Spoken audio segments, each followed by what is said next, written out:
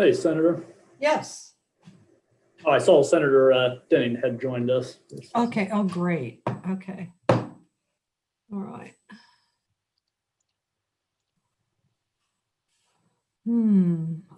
I hope people remember.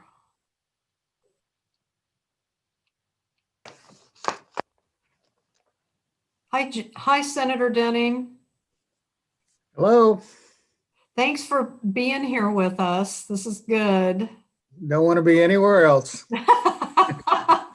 Especially when we're in our own homes. This is Not much true. going on today. Yeah, I love it. Yeah. Kind of have a little bit of a Thanksgiving, not a alcoholic hangover, but a hangover in terms of just, it's always hard after a long weekend to kind of get your head back in the game. So I noticed my britches were a little bit tighter this morning. well, didn't you like you had something on the grill there? It was a turkey, wasn't it? Yeah, we ended up grilling a turkey just to have something to do. You know, you have to baste it every 30 minutes. So Oh, look at that. Who's oh gosh. Yeah, those are fun. We actually got takeout because I didn't want to cook. gotcha. Yeah. And that's unusual for me, but I just didn't want to cook. Too much work. I imagine our dishwasher will be worn out by the end of this pandemic. It gets run like every other day. Oh, good grief. Yes.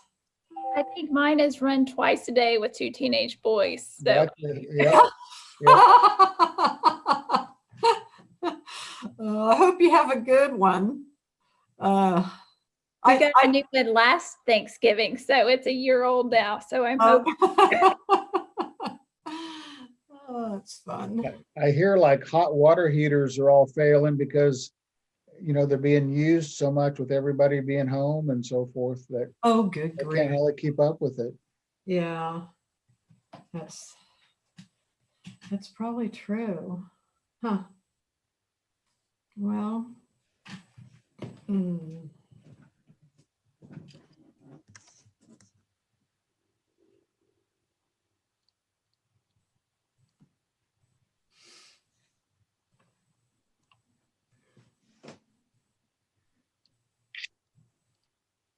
oh, we'll have John Barker on. That's the other one.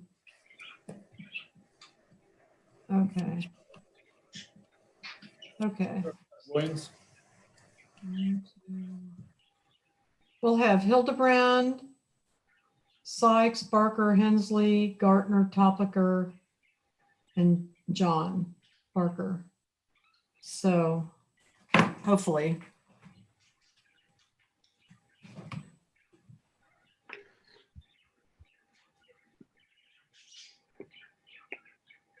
Hey, Senator Brown, how you doing?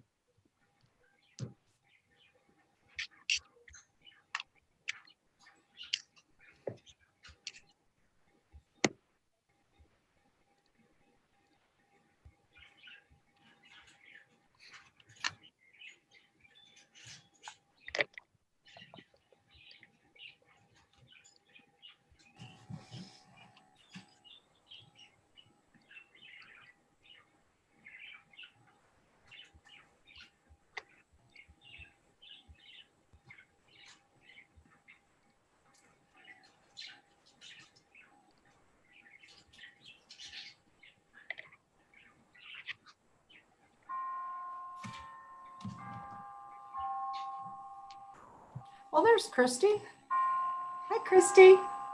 Hey. How are you doing? Great.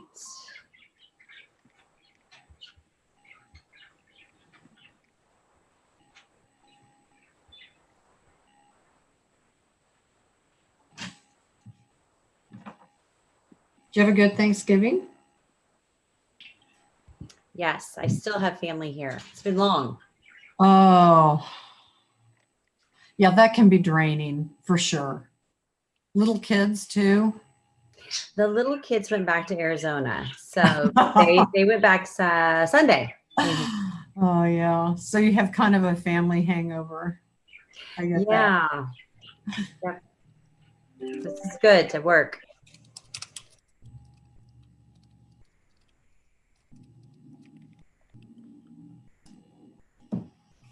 Oh.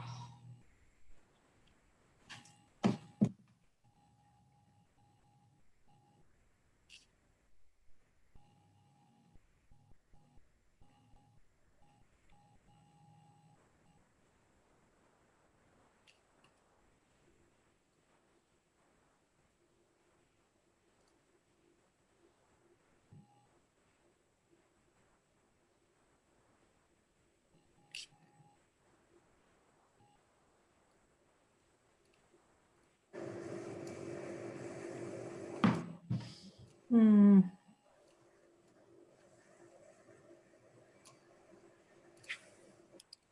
Justin, Yes, ma'am. do you see anybody else popping up? I don't. No, we're just one short of a quorum, so I could get if you'd like, Madam Chair, I can proceed with our agenda items. Okay, These that'd be early good. ones, they don't take any action necessarily. Okay. Okay, let's go ahead and do that. Okay.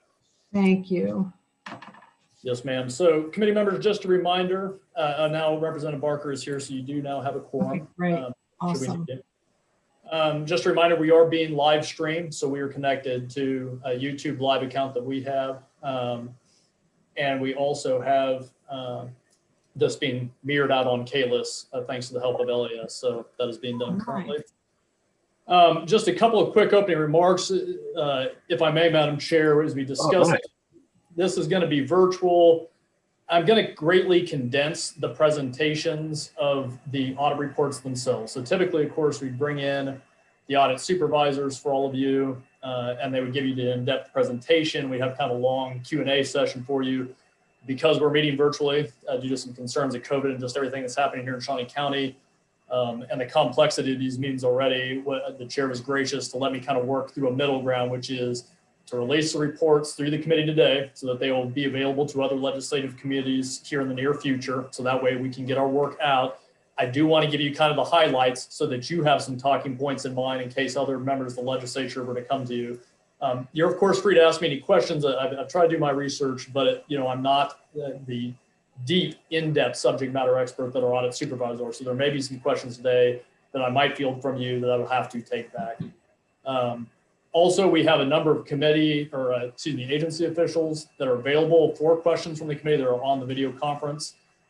So if that's something you want, but we have no prepared remarks currently. So my plan had been, I will present kind of these quick kind of 2-minute summaries of our audit reports. I will look to the chair if she ever wants to interrupt me. As you can just catch my attention, I'll try to keep an eye on her. Otherwise, I plan to go through all of them and then take questions for me and agency officials at the end. And of course, if there's a report you hear today that you want us to come back as staff and present to the committee in more detail and depth in the future, we're happy to do that. That's always at your disposal. So, if we whet your appetite today and you say, I'd really like to have a more in-depth presentation as post-audit committee, I can certainly work with the chair. We make that happen in the future. The idea here is to buy us some time while the legislature, the state house in general, gets prepared for this virtual environment, COVID, and how we're going to handle that.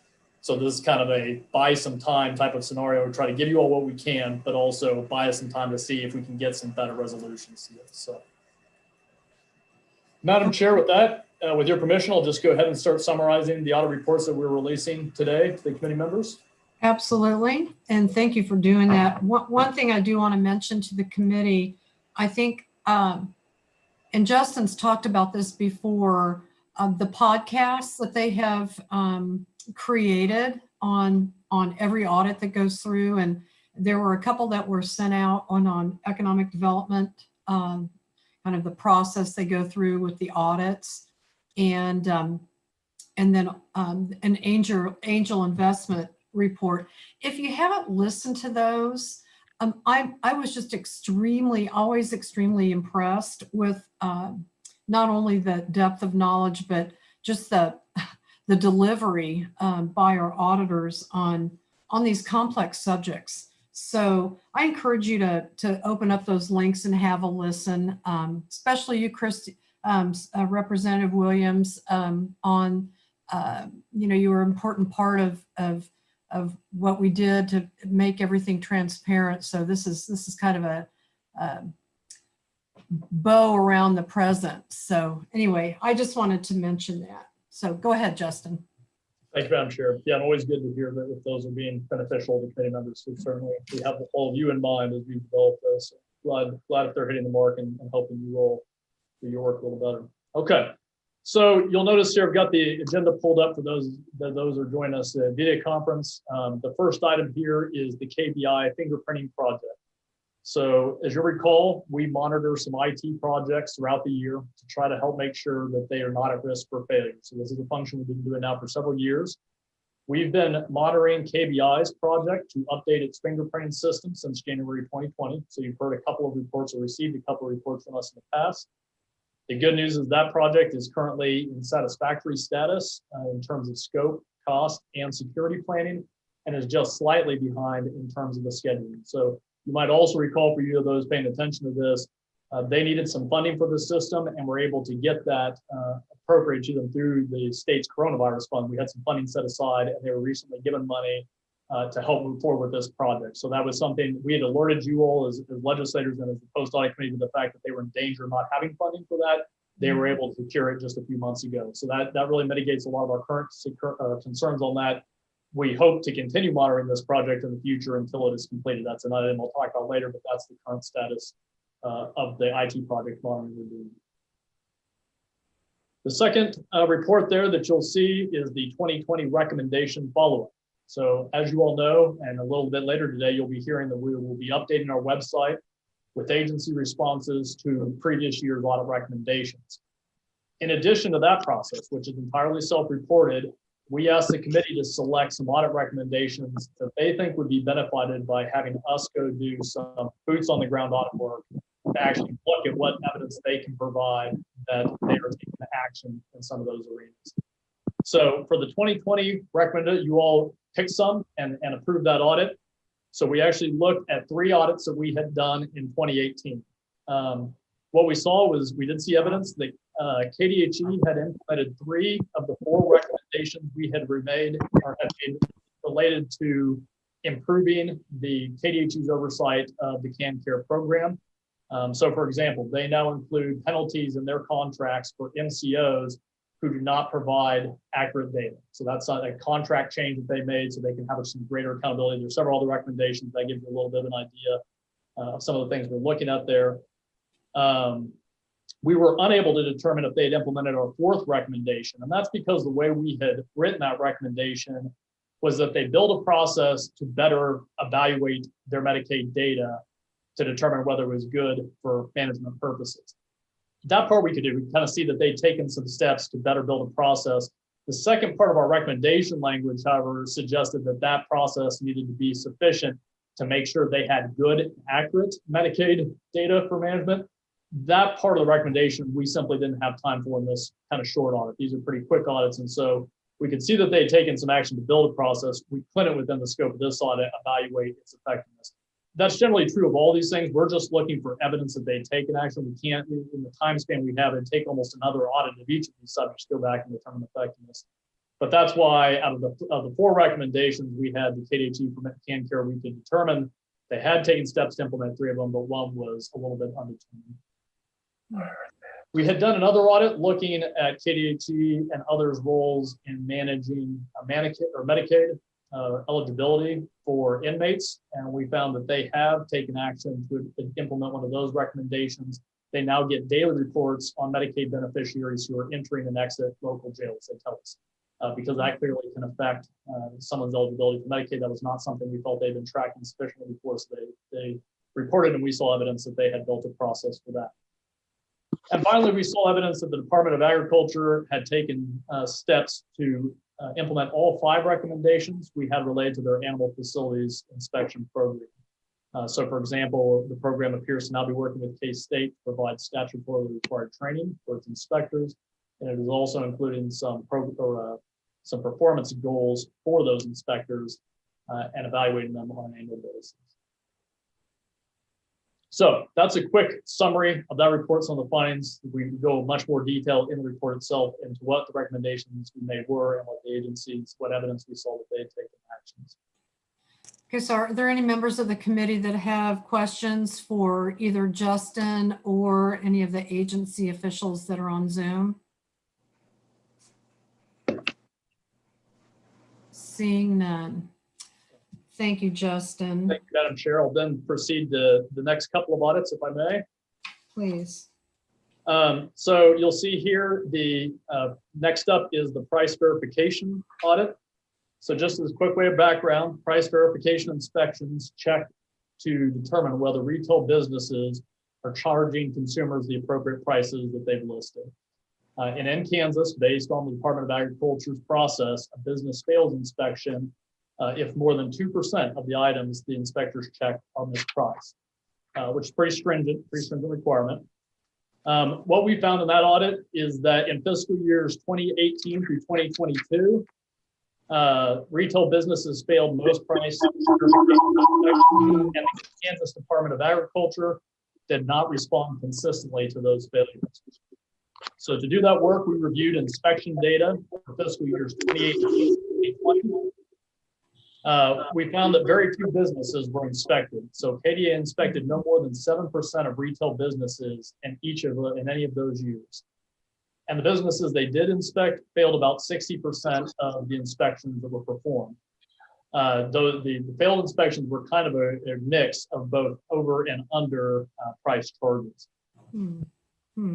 We reviewed some of those failed inspections that the Department of Agriculture should have followed up on, and we found that they did not conduct timely follow-ups in about 75% of the inspections we looked at, and that they also weren't as aggressive as they could have been in enforcing financial penalties.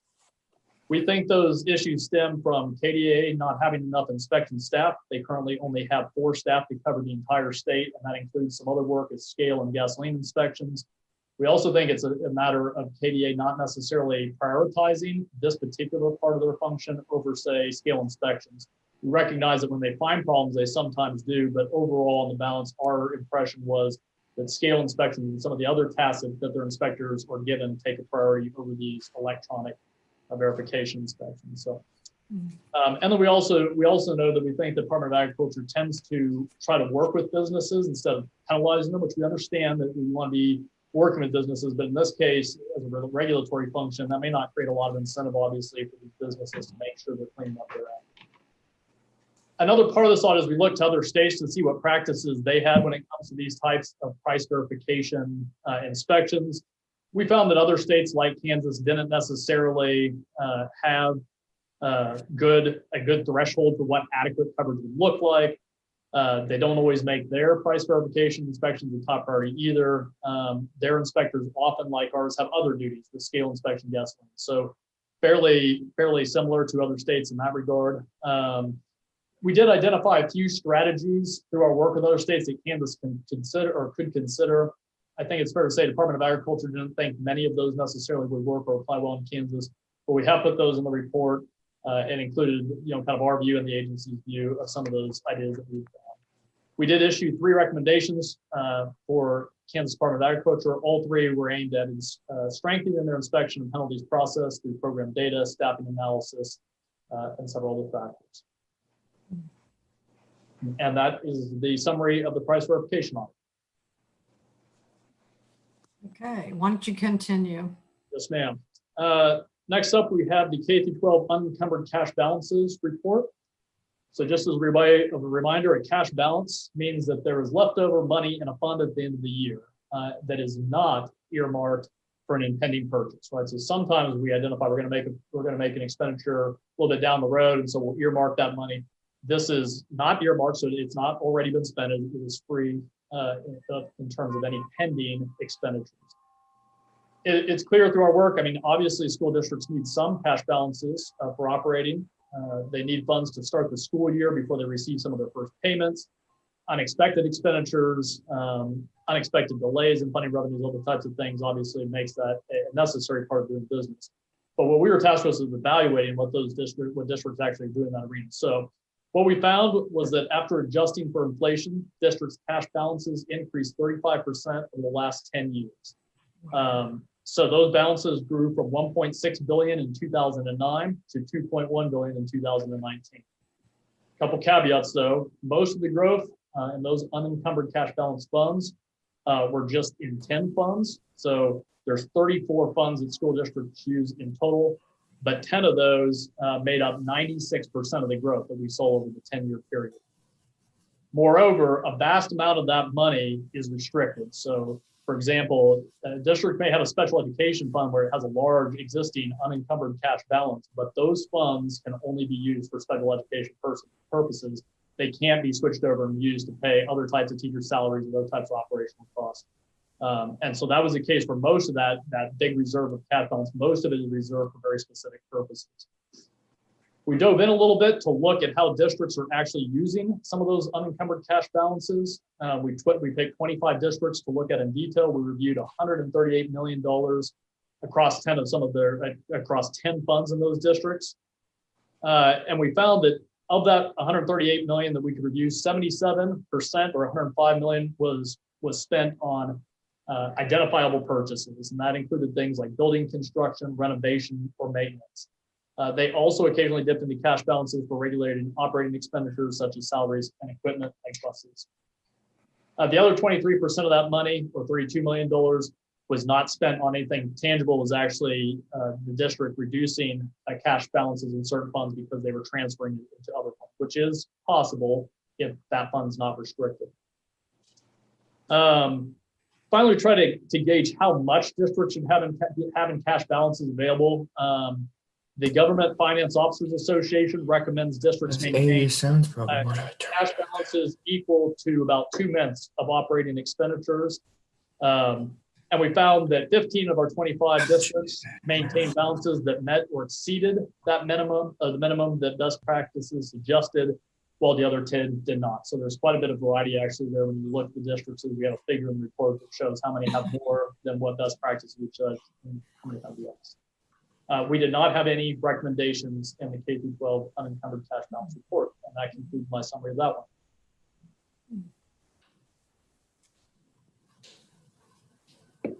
You want to just continue going through and then we'll open it up for questions? Yes, ma'am. Just to want to make sure that was okay. Okay, so the one I'm on now here is the Kansas Highway Patrol personnel actions. This was a limited scope audit that the committee, if you recall, had asked us to perform the last time we met, which seemed like quite a while back. Keep in mind, as I talk through this, it's going to be very short and sweet. We looked at the administrative procedures, so that we did not look at other types of issues surrounding these cases. And of course, there can be many. There's been a lot of news media and social media about these cases and the Highway Patrol in this regard. But as a limited scope audit, we were tasked with simply looking at whether the Highway Patrol followed applicable state laws and regulations. We found that they actually had done that. So just as a brief background, in 2020, Governor Kelly announced that 2 majors had been dismissed from the Kansas Highway Patrol. That's noteworthy because a Kansas Highway Patrol major has not been dismissed for at least 25 years, let alone 2 in one day. So there's obviously some controversy and it's a little bit of an unusual situation. So we evaluated whether the department followed applicable requirements related to those dismissals. We, of course, did not evaluate the reasons for the dismissal or the intent behind them. That's kind of a different and much larger audit question. What we found is that most uniformed officers at the KHP are classified employees, but certain high-ranking positions are not. They are unclassified. Unclassified positions are at-will positions, which means they can be dismissed at any time for any reason. Both of the majors were unclassified employees. So as a result, there were very few steps the Highway Patrol is actually required by state law and regulation to follow in their dismissal. So first, state law requires that a major be returned to his or her previous rank upon termination. So KHD demoted one of the majors to the rank of captain as required by state law. The other one resigned. State law requires an employee demoted from an unclassified position, which is in this case major, to a classified position, be put on probation. They immediately were. State regulation allows an agency to dismiss an employee serving a probationary period at any time during that period for any reason, which is what they did. So it's a little bit of an unusual process, but we found that all of the actual statutory and legal steps that were taken were followed appropriately and done according to that plan. Okay, thank you. So I gotta know this real quick. All right, got a little bit distracted. So we made no recommendations in that project, a very limited scope audit report. That's all that we were looking at. There, we did not have anything additional to include. The final report that I have is on economic development evaluations. We actually sent the committee 2 documents. One was a primer and one was the actual report itself. So the primer is just a reference document that we as staff have put together to try to help provide legislators a framework for how this program or how evaluating economic development incentives might work. It's a very complicated business. We try to boil it down. That's a reference guide for you and your fellow legislators. We ask that if you find it valuable to share it. It's just a very high level, trying to put some perspective on some considerations. Obviously, this is a complicated business, so we want to kind of put some structure around that, something hopefully legislators can use as a reference document in the future. The first report then that we have done, this remember comes out of the work that Senator Lynn, Senator Representative Williams did several years ago, getting this codified to have us look at economic development incentives. This is the first report coming out of those efforts. And remember the subcommittee on economic development incentive evaluations that this committee conjured helped us come up with this list. This is one of the ones that got put on that list, and it's one of the ones we started with. We will be moving very quickly into Star Bonds project. So that's what's on the radar, but this is the first report in that economic development incentive. So our analysis on the Angel Investor Tax Credit Program focused on whether the program is meeting its goals rather than economic or fiscal impact. That's somewhat because those type of impacts are less relevant to this program, which is really geared at incentivizing investors and not geared towards incentivizing businesses to meet certain goals. So this is all just about trying to get people to invest money in certain businesses. What we found is that through the program, investors received about $20 million in income tax credits for investing about $52 million in 78 Kansas businesses during 2015 and 18. About 73% of those investments came from Kansas investors, and the remaining came from other states and territories. Those 78 businesses that received the investments were located in only 8 counties, and almost 2/3 went to businesses in Johnson County alone. However, the participating businesses in those counties did appear to us to be innovative, which would meet the definition, the statutory definition that these investments are supposed to be made for innovative companies like scientific research, IT, and pharmaceuticals. To determine the long-term program success, we looked at 2 things. One, how long these businesses operated and whether they created jobs. That's really the 2 things that commerce officials told us they focus on as the definition of program success. And we found that state law is very broad in its mandate. It didn't include anything specific criteria for us to evaluate against. So we used Commerce's definition.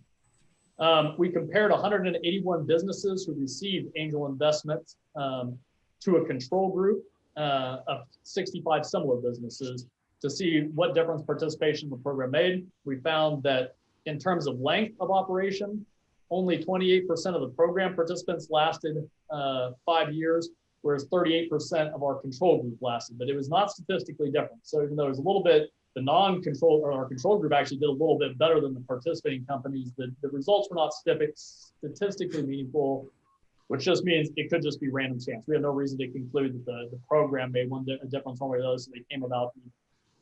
When it comes to job creation, however, the businesses that were participating in the Angel Investors Program actually did a little bit worse. They created 1 job every 2 years on average, but our control group created about 1 job every year on average. And that one was statistically meaningful. So that we do actually think that the program, that there is a meaningful difference between those groups. And in this case, the angel investing group actually performed less well than our control group who had not received those investments.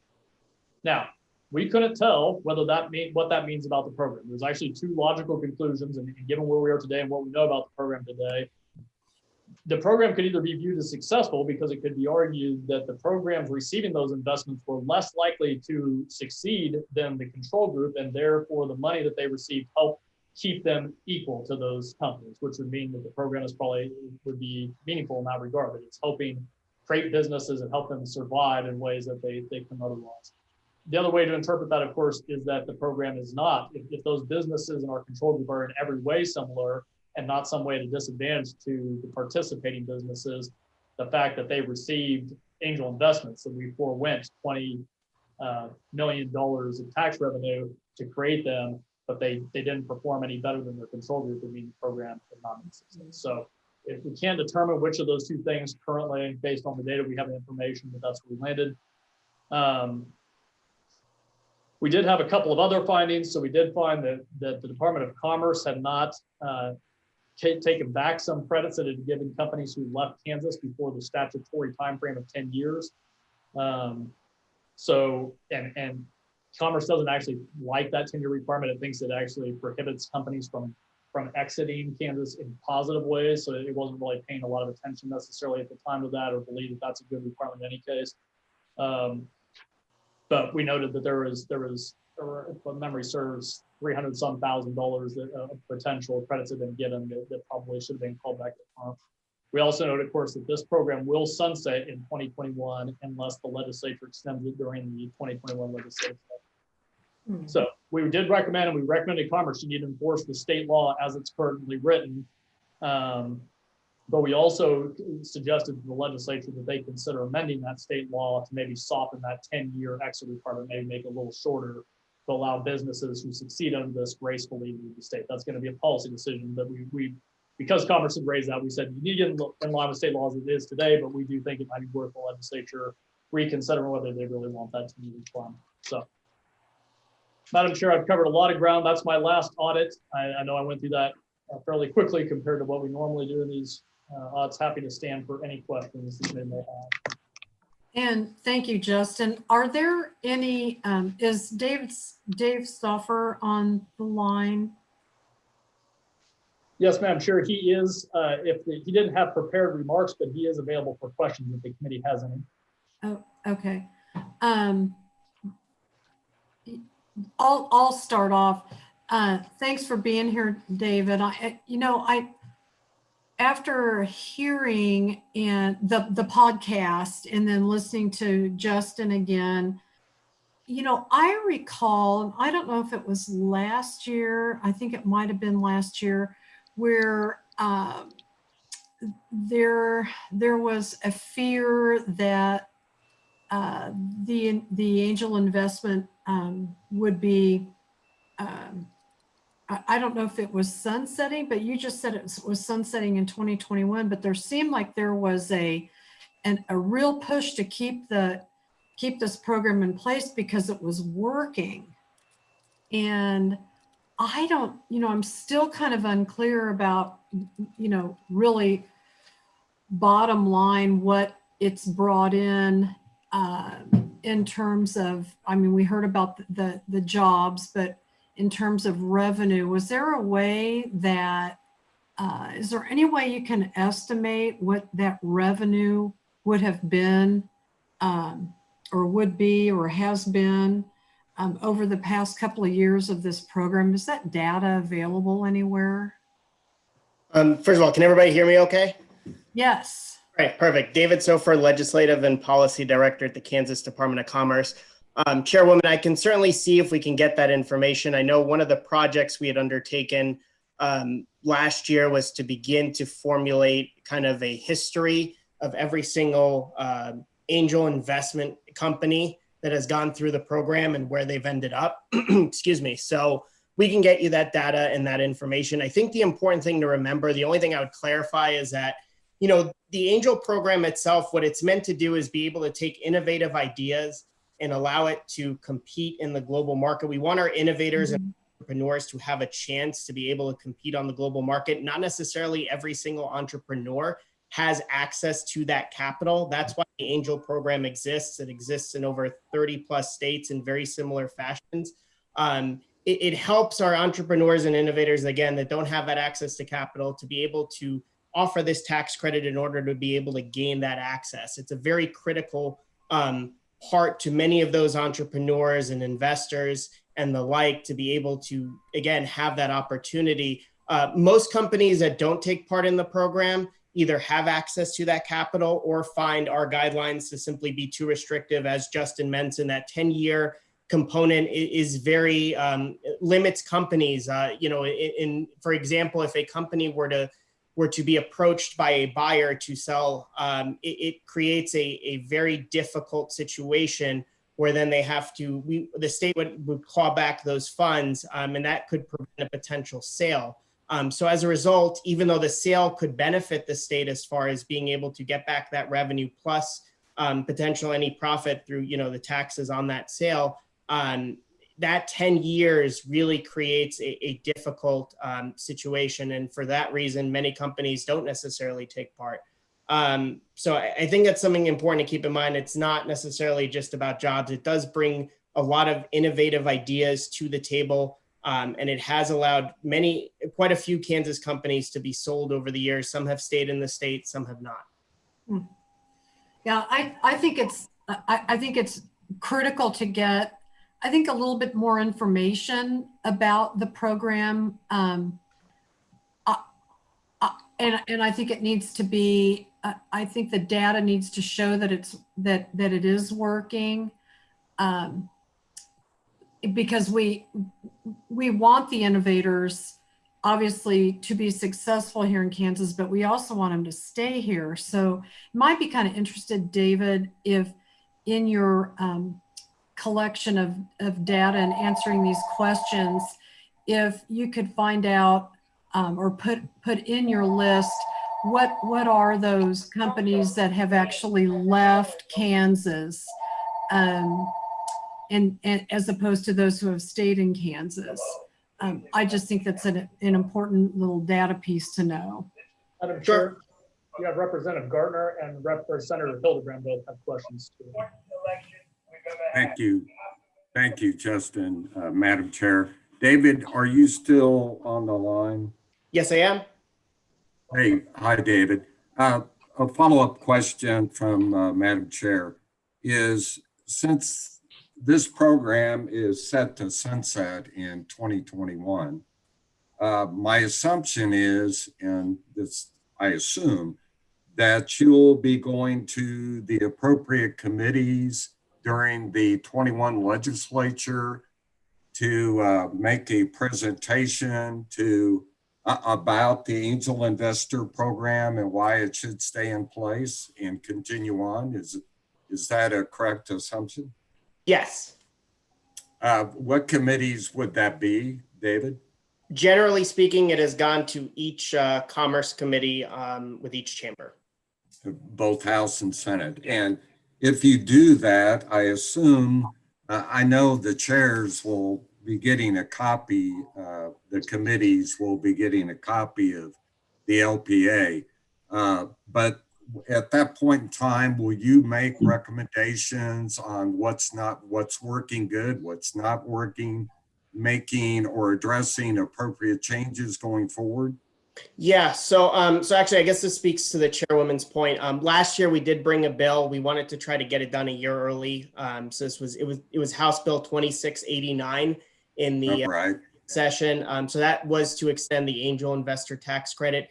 In that bill, we had a recommendation of about 7 or 8 different ideas that we thought we could tweak the program. One of them, which the audit did touch on, is the fact we would like to see tech companies, not bioscience. Bioscience is a little more complicated because of approval, but tech companies reduced from a 10-year clawback to 5 years. That's the feedback we've gotten from many companies. So we do have 7 or 8 recommendations. I can certainly send them along. We expect that bill to remain exactly the same going into 2021 session. Okay, that'd be nice. I'd like to maybe see those recommendations. Sure thing. Now, thanks for clarifying that, David, because when you're in the legislature, you don't remember every detail. I just remember it was important at the time. So it sounds like it's still important. So that's good. Okay, are there any other questions for any of either for Justin or for any of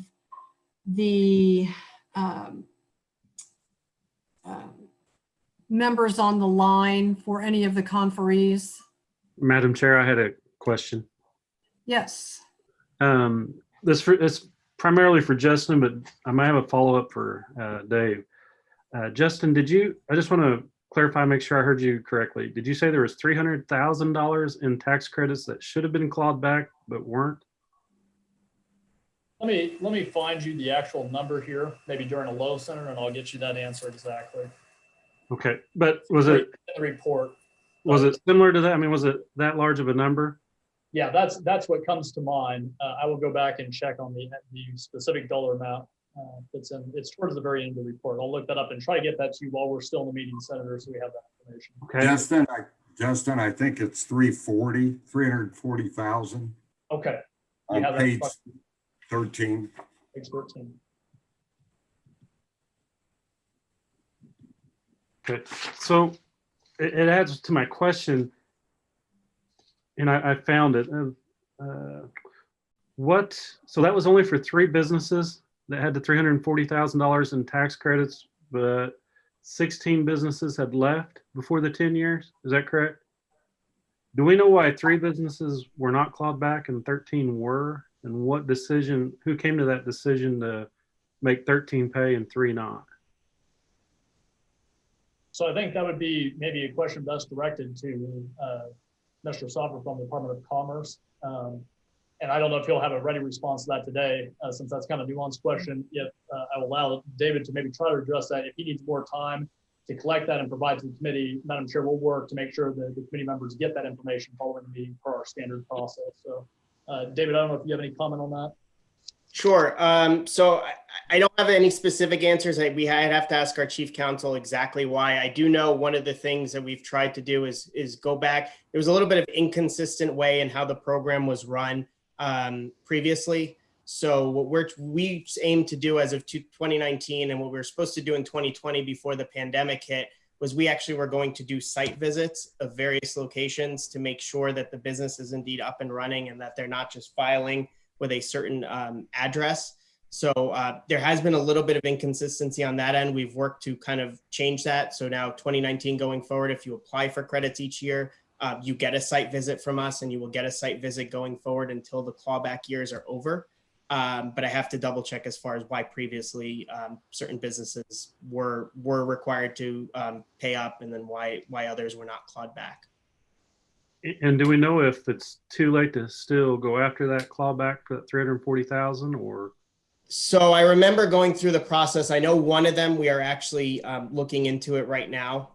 There is a bit of a dispute as far as where their location is. I believe they've filed as a location in both Missouri and Kansas. And so from our end, it's showing that their parent company is in Kansas. And so we're trying to dig in as to where the actual company itself is located, and then whether by statute that meets the requirement or not. I think the other 2, it might have passed, but there's one that we're still looking into. Okay, thank you very much. You're welcome. Any other questions for David Stauffer? I do, Chairwoman.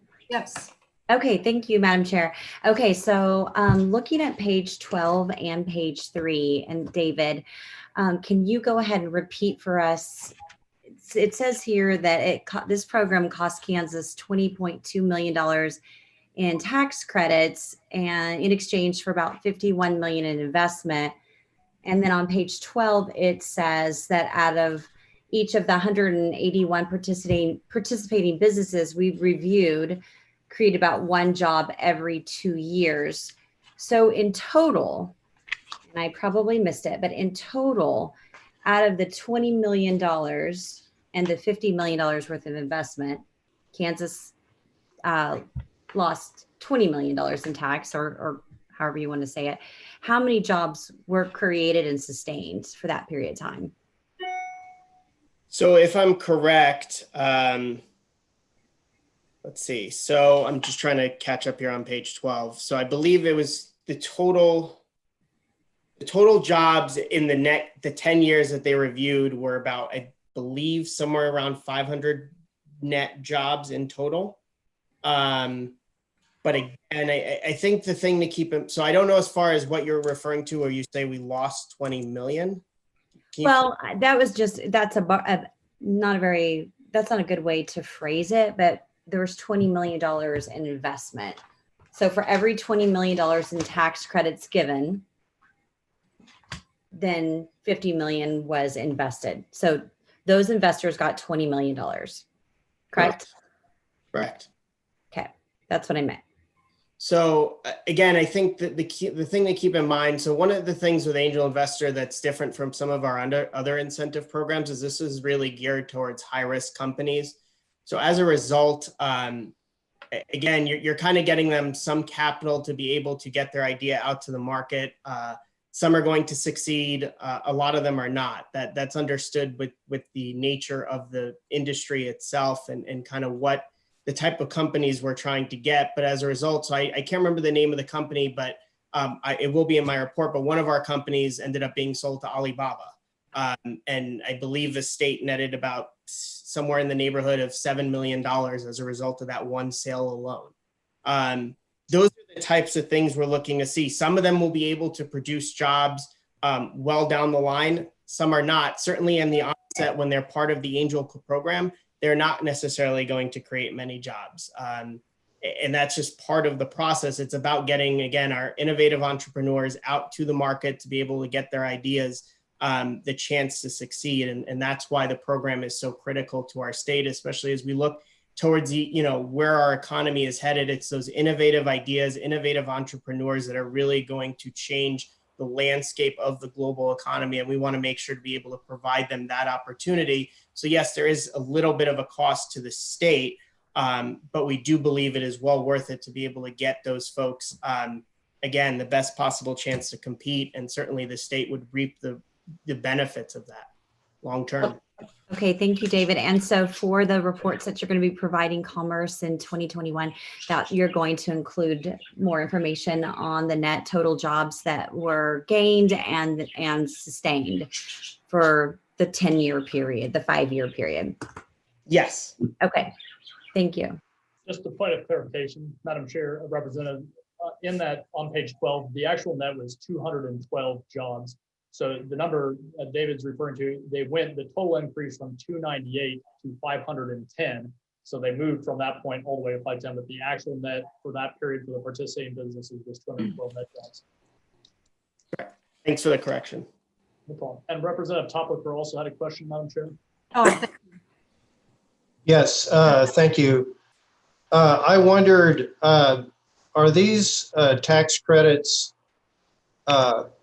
also can be transferred and they can be sold too? Is that right? Correct. They can be transferred one time. And transfer means that they're sold. Is that? Yes. Okay. And when they are sold, does the entity that they are sold to have to follow the same criteria that was set up originally for the first company to get the tax credit? No, so the way it works is the company provides a 50% tax credit up to a certain amount for the investment. And then once the investor gets the tax credit as a result of that investment, the tax credit can then be transferred by the investor to somebody else. And then it's just a tax credit for whoever it is they transfer it to. And so do we keep track, or are we keeping track of how many are sold and how many of these credits are sold and who they're sold to? Yes, so Department of Commerce, Department of Revenue work together to be able to keep track of the transfers. I couldn't tell you how much necessarily they transfer for, but we can, I think, be able to tell you how many of them were transferred over a certain period of time. Is that in this report? I didn't really notice that it was in the report. I don't know. I know that the auditors, and maybe Justin, I don't know if you might be able to add, I know the auditors did do a review of the transfers. I don't believe it's in the report itself. but I know they did look through it, at least in a very general sense. Representative, I'll have our auditors look back through our audit documentation to see what type of detail we might have on that, and whatever we can provide you, we will. Okay, thank you. You know, those are really good questions. You know, I was wondering, David, and thank you for the question, John, about the transfers and being able to sell them. What happens to those credits then? Do we just write those off if they're sold to somebody, you know, out of state? How does that work? What do you mean by write them off? Well, I mean, if a credit is transferred to another state, I guess, tell me what then happens. What's the state's interest in that credit? So, I mean, it would depend, right? So they would have to have tax liability in the state of Kansas. But I have to double check. I'm not necessarily as familiar with all the rules with out of state. So I don't be quoted as saying something where I may not be 100% accurate. So let me get back to you specifically on the out of state side and talk with revenue about that. Yeah, that'd be interesting to understand. I think it's important to understand that part. So great. Thank you. Any other questions from the committee to either Justin or David? It's like Representative, oh, nope. Nope. I'm not seeing any, Madam Chair. Seeing none. Okay. Well, that was a good conversation and good questions. So let's move on then, Justin. For the Department of Ag? So, Madam Chair, those are just the other, we had a list of other agencies that are available for questions. So that was Department of Ag was one of them, in addition to many others. But assuming the committee members have no other questions, we'd be ready to move on actually to legislative post-audit operations. Great, perfect. Madam Chair? Yeah, oh, yes.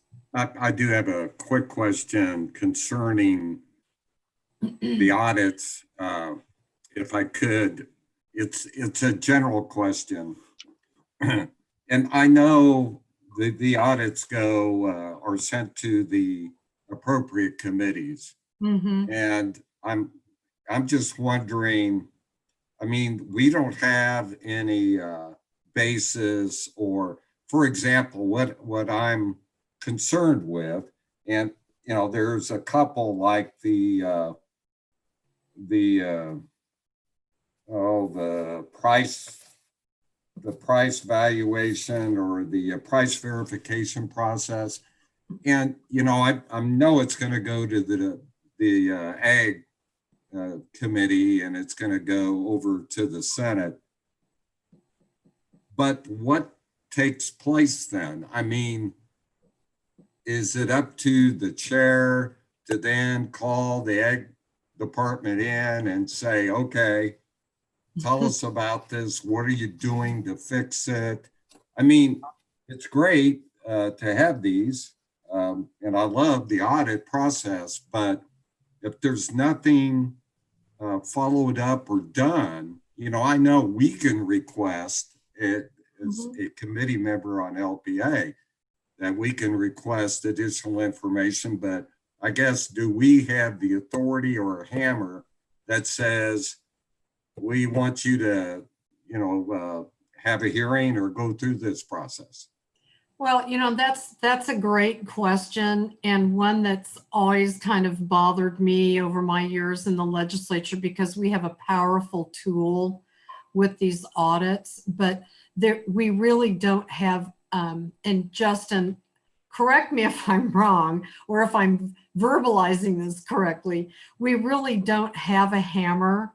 They're recommendations only. So that's why we go back and look at, say, for example, some school districts, and we look and see what, you know, what they've done, if anything, and what they've, you know, there are progress reports, but no, there isn't really a mechanism there in place to give us that authority. Now, if you're a committee chair or if you're a member of a committee and you receive information through post audit that is a concern to you and your constituents, then I don't see any reason why you couldn't approach your committee chair or draft legislation yourselves to create a solution and run it through the process. That's how I understand this. And, maybe it's better that way because it gets more eyeballs on it, but then of course it takes time. And what I think we don't want to do as a committee is to use any information that we have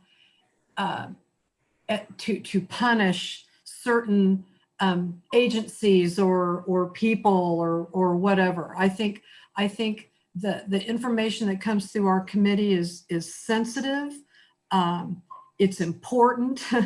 It's probably as close to what we would get as legislators for finding out what's going on the inside and how we can make things better. And so I think as a committee and as committee members, it is our duty to raise the issues that we're concerned with, and hopefully work through the process to get something accomplished as a solution. I hope that helps. Yeah, I appreciate that response, and I understand my concern as yours and probably a number of other legislators is that committees receive these, that they go public after our meeting today. They're sent out and they gather dust and nothing's ever done. So that's what really my concern was and is. And, I don't know if we can, at least as a committee, as an LPA committee, at least suggest that a committee chair maybe look in or have a hearing or look into the particular recommendations or the response or that's at least pointed out in the post audit to take a look at that. Just a question. No, and I think I appreciate you bringing the question up, and hopefully there'll be some of the people on the committee now will be thinking through what's just been talked about. This committee, I take this committee very seriously because obviously it's about our constituents, no matter what we look at, the bottom line. So Justin, is there anything that you would want to add to my response on that? No, I think you got it correctly, Madam Chair. I would mention the committee, occasionally. I mean, this issue comes up periodically, and I appreciate it. I understand the motive behind it. Sometimes people suggest the auditors should be given more power. I tell them as flattering as that is, that's probably not a great idea. You should not be giving the auditors the ability to tell agency management what to do, right? That actually compromises our independence long term. It also would make me the most powerful state employee in Kansas, which again, flattering, but probably not a great idea. So, auditors, I think, need to stay out of that fray. You are correct. We depend largely on the legislators individually to carry the water on how they want to see that. Over time, I often do see agencies implement recommendations, but whether they implement them exactly the way you all want or intend is a good question. And it does rely somewhat on you all to pay attention to those issues independently as the system currently stands. But, very good. Any further questions? Madam Chair. Representative Williams. And I would just also add that it does inform our Senate Ways and Means and House Appropriation Committees as we make decisions, whether it's Department of Labor or whether it's ag and whether or not money needs to be allocated for personnel. So I think historically it has been used to make appropriations. And as a chair of House Budget for Education, we'll receive anything that's related to that. And as chairs, we are sent that that information, or at least we're alerted to that information so that we know it's there, that we can share it with our committee members, we can act upon it. And so I also think it not only informs us as members of the legislature, but it also informs the administration, especially changing administrations. They can go look at past audits and determine whether or not there needs to be changes in how they structure their administration. And Governor Kelly does have an opportunity, even though this is a legislative state post audit, her administration still has opportunity to look at it and say, wait a minute, well, maybe if we're doing that poorly on price verifications, maybe I need to change my budgets and increase funding for a couple new people, part of the Department of Ag. So, I mean, I do think there are, to Representative Gartner's question, I think it's really up to all of us. So I think it does serve its purpose. It's just whether or not we do what we should with it. Madam Chair, I agree with Representative Williams completely, except some chairs, some individuals aren't as diligent as she is. Well, and I would second that. So, well, and really, not to sound too esoteric, but all of us have an equal amount of capacity as legislators to do what we believe is for the good of the people in the state. And it just falls back on us, and as it should. So anyway, thank you. Those are great questions, great discussion. Okay, moving on, Justin, to the annual IT security plan. Yes, ma'am. Thank you, Madam Chair. So I pulled up, just for your reference, this memorandum. So this would have normally been in tab A if you had your physical committee notebooks, but this is the IT security plan. Just a brief reminder, state law requires that we conduct these IT security audits. This has been in place for many years now. So typically the way that we do that is we survey all 105-ish state agencies every 3 years to determine what type of data they have and how sensitive it is. We develop a risk assessment based on that. We select some agencies to audit, and we come to you and say, here's the agencies we want to audit for the next calendar year. So in this past year, we selected 7 agencies to audit. We're finishing that up right now, and getting ready to redo that cycle. So committee rules say we need to prepare that plan. This is usually a pretty innocuous piece of business. We just come and say, hey, can we audit here's the agencies we propose, and unless you guys have significant concerns or other things, it goes through. This year, we're proposing something different. So one of our concerns with this IT security function, and today's meeting highlights one of these problems, is because the information is so sensitive, we only present it to you in executive session, in person, and we hand you the red binders and we take them right back, right? So we don't let them be out there. You only get a few minutes to get it. And that's because those reports have a lot of sensitive information we're concerned could be used by hackers and others if they're ever to get out to hurt Kansas taxpayers, which would be the exact opposite of the reason we do these audits. However, the problem with that is, even though I think that makes the agencies very well aware of the deficiencies, I'm sure many of you have been on the committee many years, notice that these reports sound pretty similar and we keep finding issues in this arena. So we did some brainstorming of a way to maybe try to find a middle ground here we'd suggest the committee consider. So our proposal here, you can see, is that this year what we'd like to try to do is we'd like to do school districts this year. So that's one little change. That's not a real substantive change. We actually did one school district this year as kind of a pilot run. We feel like that's an area it's not really audited in the state, and we think that there's some real risk there because school districts hold a lot of sensitive FERPA information, student medical records, student financial records, lots of things that actually should be protected. They don't get a lot of audit coverage. They don't have a lot going on. So we think that they just make it sense. We think it makes sense at this point in time. So we've been doing these audits for many years to turn our attention. That doesn't mean every year we'd want to do only school districts. We probably wouldn't, but this year we wanted to get some coverage there. Secondarily, what we'd like to do is do them in batch and then release a report at the end where we can come out in public session and talk about the themes that we see while hiding their individual identity, so that you as policymakers and the general public can hear about whatever issues we find, the problems that we're concerning, but in a way that gives them anonymity and keeps their individual, so a hacker wouldn't know exactly who to go after. There's still some hazards there. Someone might argue, well, if you talk about weak passwords and it was pervasive, then people will know.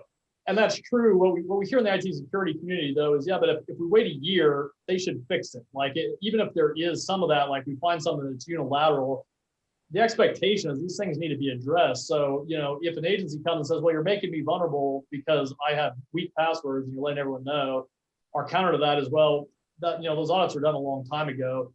We'd be very sensitive to that. I'm not saying we just release it. If we thought it was really sensitive, we might come up with other ways to release it, but we'd like to at least explore that. So that's fundamentally a different direction. I realize there's some policy questions. I want to bring that in front of the committee. It's a big enough change. I probably have authority to do it myself, but I really wanted your buy-in or buy-out, as the case may be. I'm looking for some guidance from you.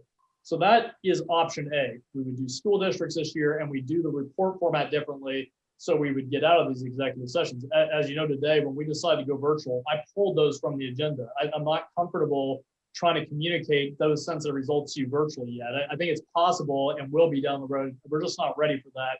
I've got too many concerns. So that's one of the hazards, is unless I can see you in person, you can't get it. And that's frustrating that we have, I think, important work that we can't communicate to you just because they're all very, very sensitive.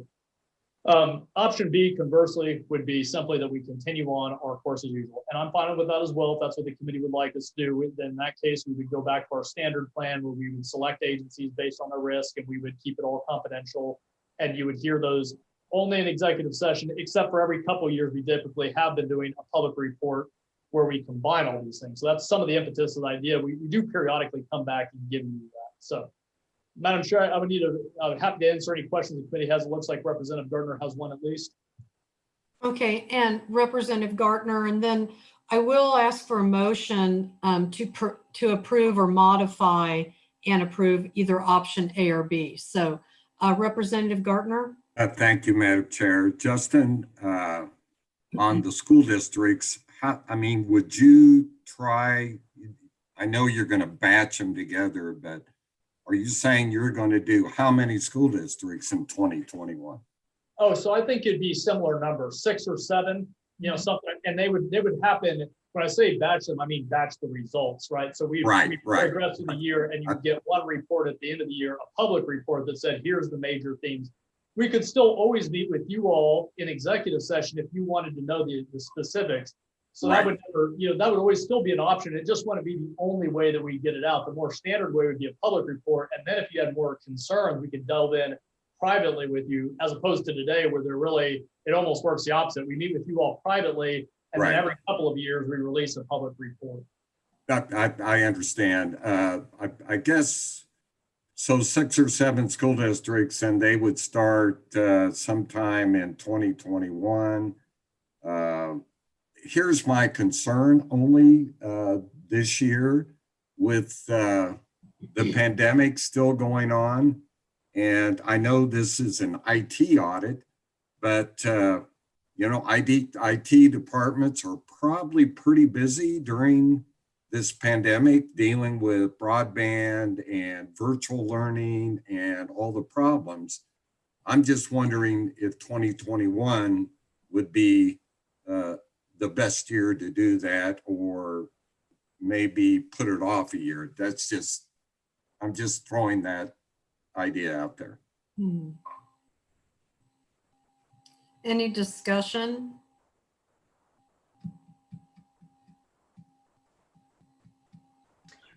Senator Lynn? Representative Williams. So this question is for Justin. Justin, is there some other agency in the cycle that we can swap them with? Yeah, so I think it's a good point that Representative Gardner is making, certainly during the situation we're in. So, as Senator Lynn mentioned, one way the committee could consider modifying this is to allow us to use our approach, but keep it with state agencies. So this would be a hybrid option. It would basically say, continue to audit state agencies for 2021 because they may be less likely to be,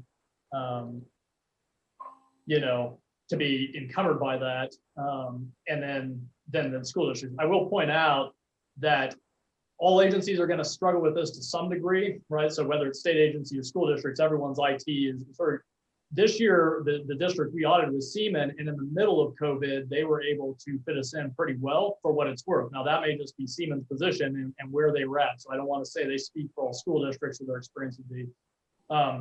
So a couple other points. I think it's wise to be sensitive to that. I don't know if other state agencies will be any different, but they probably, I mean, they're not dealing with the student factor for sure, which is a complicating factor. So the committee could ask us though to proceed, or we could, you know, if you give us discretion, we could always do a mix. We intended either way to come back to you with a list of auditees. So, you know, if you're okay with the concept of us batching the report into a big public report, then I could work with that and say, let us develop a proposal that might mix and match, and we might contact some districts and see what they think. And if they're like, no way, it's impossible, we could scale back the school districts and increase the state agencies. My intention would be for you all to see that list one time before we begin formally, regardless. So that may be a middle ground potentially if the committee was okay with our approach.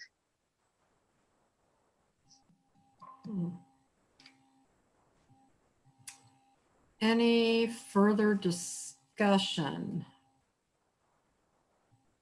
Looks like Representative Barker. Representative Barker, looks like you're muted there.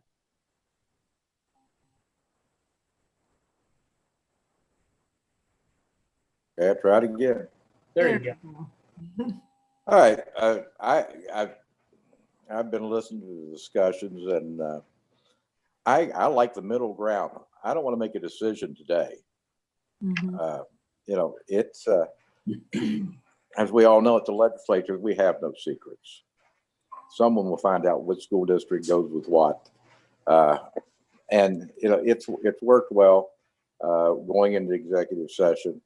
I would not want to vote on a motion today that would go to option A unless we know a little more about it. And I think Justin's suggestion about coming back later when we hopefully will be meeting in person and have a further discussion on this. Mhm. But that's about all I've got to say on it. I would support what Representative Barker is saying as well. Mhm. Okay, so I guess, Justin, would we need a motion if there's no more discussion? Would we need a motion just to, I guess, push this back, or no, I don't want to use the word table, but what would you suggest the motion, how it would be worded? Yeah, so what I might suggest is this. Let's table this motion. We need to give you the IT security audits we weren't able to give you. So that's high on my agenda. I want to get those audits to you so that other committees can hear those as well. So that's already a piece of business that, because we needed to go virtual, is outstanding. So I'm going to need to schedule some time with you anyway. Let me regroup. Let me talk to my audit manager a little bit more. You know, we won't have much more information for you. I mean, I think our plan here is we would do the audits at a little more shallow level. If the committee's concern is you're afraid that we wouldn't be able to sufficiently mask the results to keep people safe, which is totally a legitimate concern. Other states have that concern. We've had that concern for a long time. If that's where the committee lands on that, then we would just do business as usual. So that's a pretty big concept I'm laying on you. I sense the committee might want some more time to think. That's all right. Let's give you some more time to think. We'll come back to you later. It's going to be soon. I mean, as soon as we can. So we want direction from you and some approval so we can get working quickly. But if that sounds like a big idea, I think you all will want to weigh and maybe discuss, you know, the risks and pros and cons of that. Sounds like Representative Barker has some concerns. I share them. That's a concern that's a valid one. That's why I want to bring it to the committee to get your input. So let's table. I will bring that back to the committee. There maybe won't be tons more information, but we'll provide what additional information we can to try to maybe give you some examples of what that might look like to further that discussion, and we will come back to you later if that's okay with the committee. Okay, looks like people generally.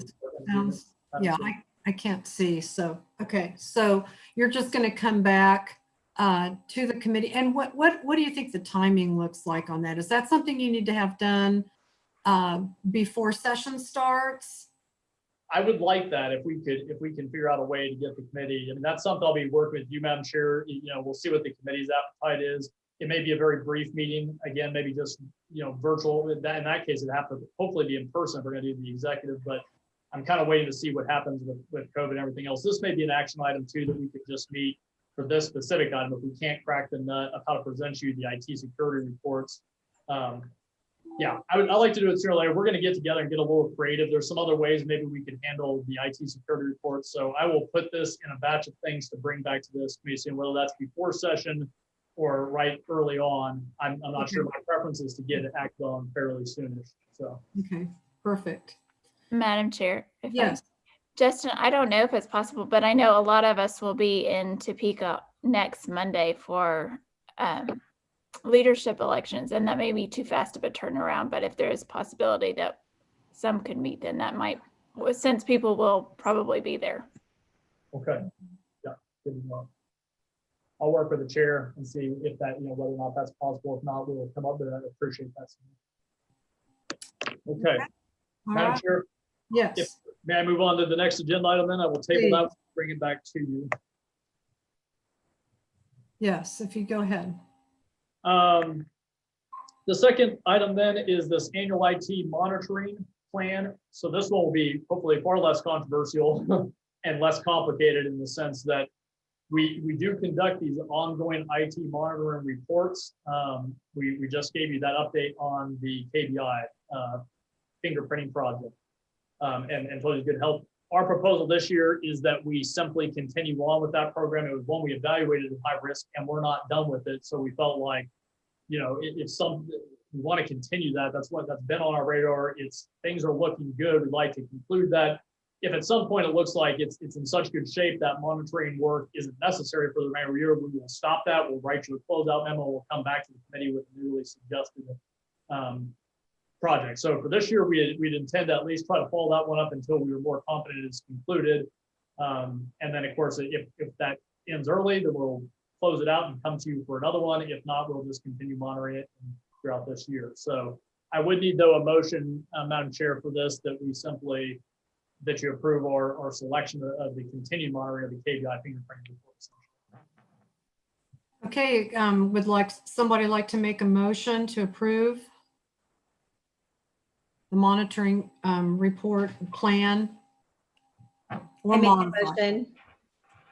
Representative Williams makes a motion. Is there a second? Second. Seconded by Representative Gartner. All those in favor say aye. Aye. Aye. Aye. Any opposed? Motion passes. Okay. On to operational reports. And Justin, we have 3, and then there's an item that I would like to bring up in this section as well. Yes, Madam Chair, so I'll start, and I think this will actually be related to your item with our audit recommendation report. So we as your staff obviously track legislative or recommendations that have been implemented or that we are tracking as staff here. So I will show you what that currently looks like. I'm pulling up on our website. We maintain a list of previous audit recommendations. So Representative Gardner, this speaks a little bit to your question of how do we track this? We do track this as your staff, and we don't track them forever. And of course, we can't compel them, which I know is somewhat the spirit of your question. But we do keep in mind kind of where various previous reports are at, whether they say they will implement or not. This is self-reported, right? So whether we don't audit this, we don't necessarily hold them accountable. If they said, we think your idea is terrible and we're never going to do it, we just have to accept that. We're the auditors. We can't say that, oh, you have to do it. We tell you they can refuse us, or they can take whatever direction they as management want to. So every 6 months we update that list, and that comes up. And so this is one of those things. We just want to let the committee members, we want to put this in front of you every couple of years and say, hey, reminder, we track this on our website, that if you are interested in seeing or thinking, if you have an audit that you're curious about, we cover it for about a 2-year period. So once we're done, we give them a little time, like 6 months before we ever follow up with them.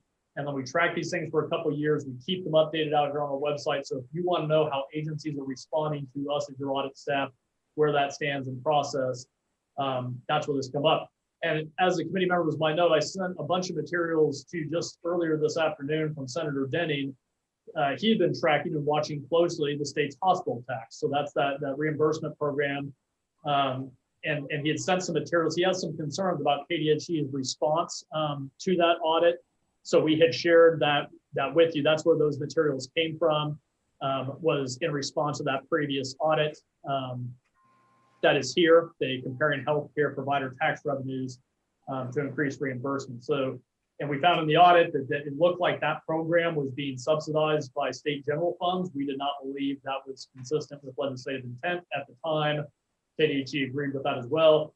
Since then, they appear to maybe taken slightly different view of that, or at least have not been able to get some of those changes implemented like we might have thought. And so that's the information from Senator Ding. So Madam Chair, I defer to you if you have any other issues you'd like to raise on that topic.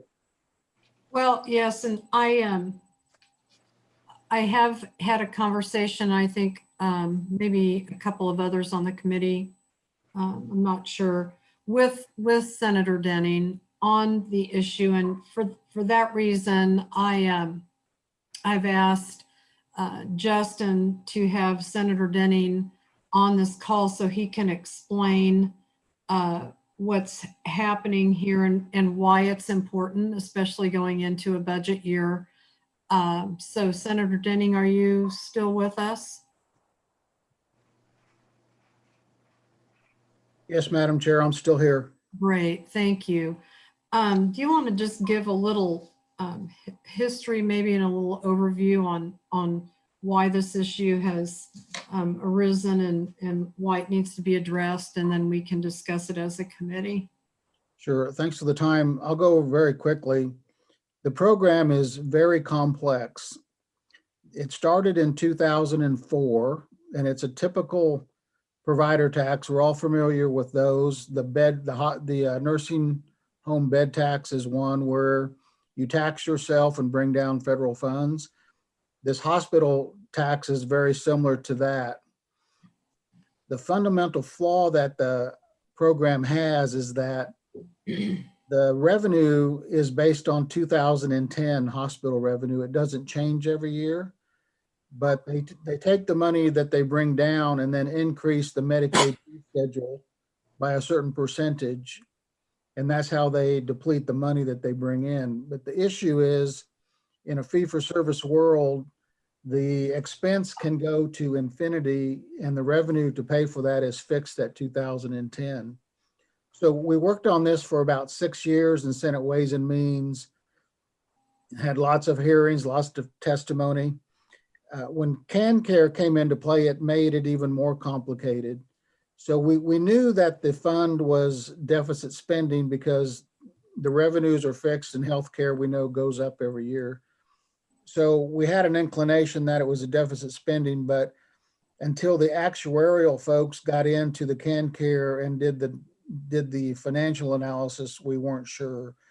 So even though we knew it was deficit spending, we allowed it every year. But in 2018, when LPA did the audit, the actuarial folks had already completed their audit just right before LPA came in.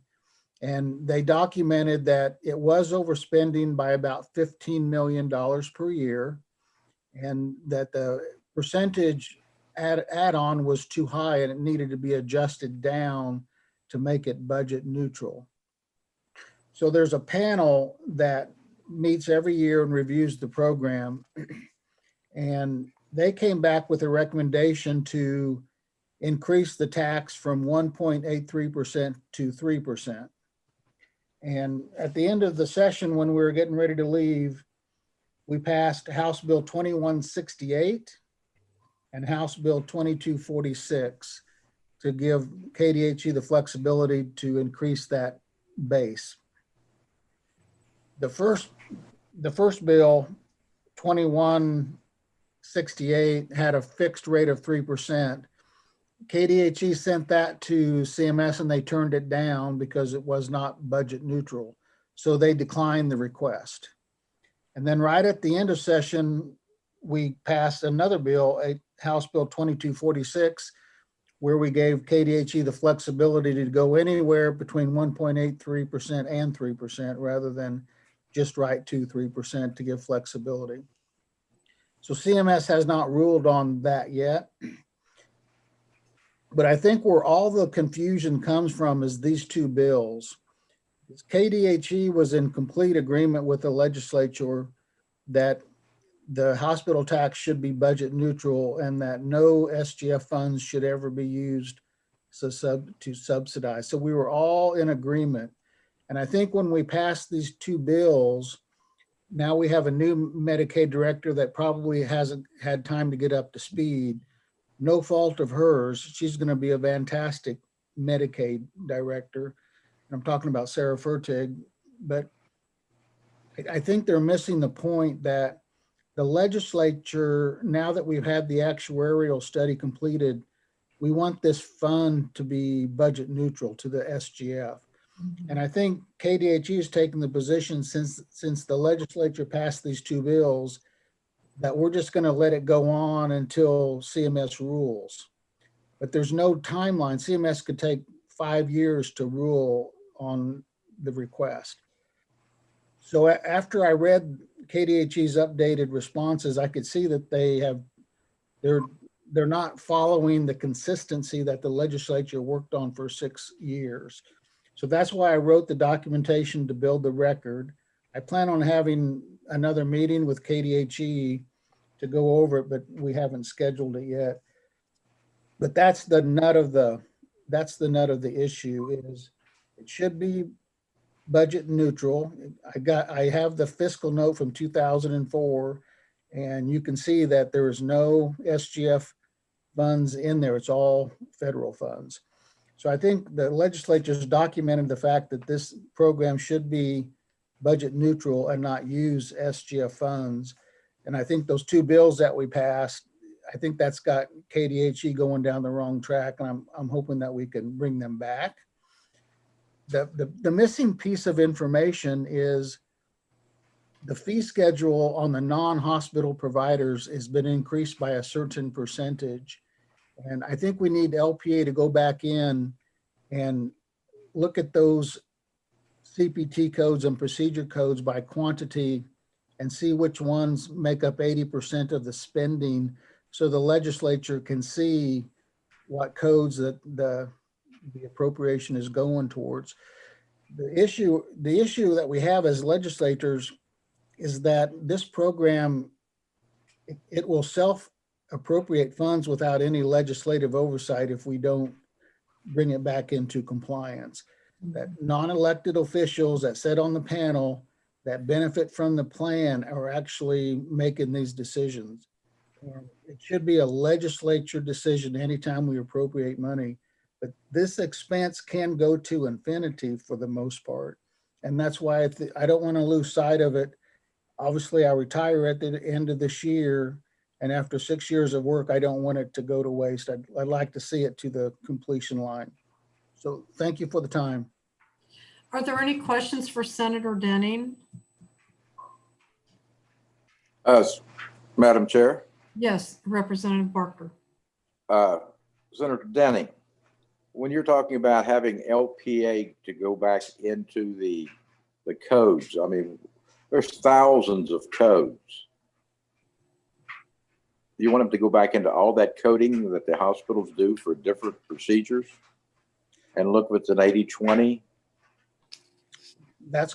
You are correct, Representative Barker. There are 1,000 CPT codes, but there's only going to be a handful that make up 80% of the spending. And Okay. That's what I would like LPA to come back with. There'll probably be less than 50 CPT codes that make up 80% of the spending. So if LPA would go back in, let's say post-op goes back in, they would have a number that they could actually work on. 50 codes would make up the 80%. Is that what you're telling me? That is correct. Okay. Thank you. Thank you. Senator. Thank you, Madam Chair. Thank you. Any other questions? So it looks like Justin there would need to be a motion to either